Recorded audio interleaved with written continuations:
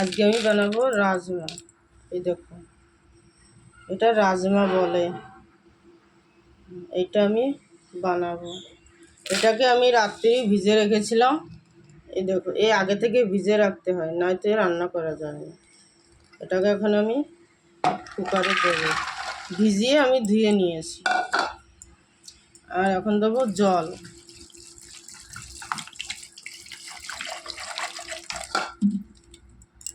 এই দেখো রাজমা, এটাকে এখন সিদ্ধ বসাবো।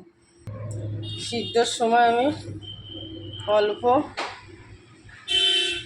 নুন দিয়ে নেব, আর অল্প নুন দিয়ে নেব, তাহলে সিদ্ধটা ভালো হয়। রাজমা সিদ্ধ হয়ে গেছে। এই পাশে দেখো আমি ভাত বসিয়ে দিয়েছি। এখন আমি এটা মশলা বানাবো। তেল গরম হয়েছে, সরষের তেল দিয়েছি আমি, সামান্য জিরা। এবার দেবো আমি পেঁয়াজ, কদু করে পেঁয়াজটা দেবো। পেঁয়াজটা দিয়ে দিয়েছি। আদা রসুন বাটা 1 চামচ এর সঙ্গে দিয়ে দেবো।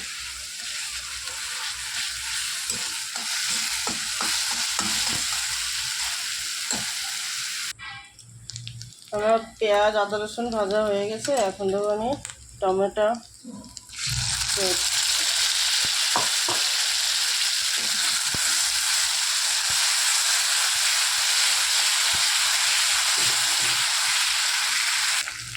অনেকটা হয়ে গেছে।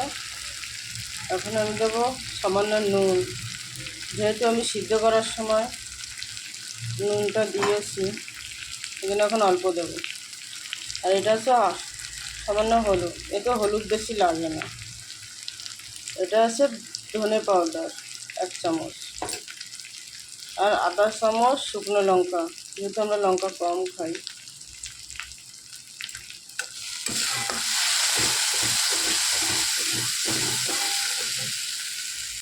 আর মশলাটা হয়ে গেছে। এই দেখো, রাজমাটা আমি সিদ্ধ করেছি কুকারে, একদম গলে গেছে।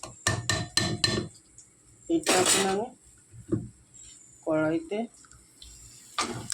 ঢেলে দেবো।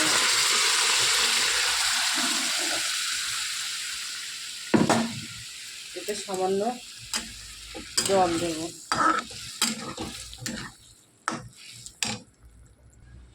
এখন আমি গরম মশলা দেব। এই দেখো, গরম মশলা দিয়ে একটু ফুটে গেলে তারপরে বন্ধ করে দেব। রাজমা হয়ে গেছে। এই দেখো, একটু পাতলা রান্না করা লাগে, ঠান্ডা হয়ে গেলে গাঢ়া হয়ে যায়। ভিডিও ফলো করো, যে ইউটিউবে দেখবে ও সাবস্ক্রাইব করো, লাইক করো। আর যে ফেসবুকে দেখবে লাইক করো, ফলো করো। বাই। এই দেখো, বাই।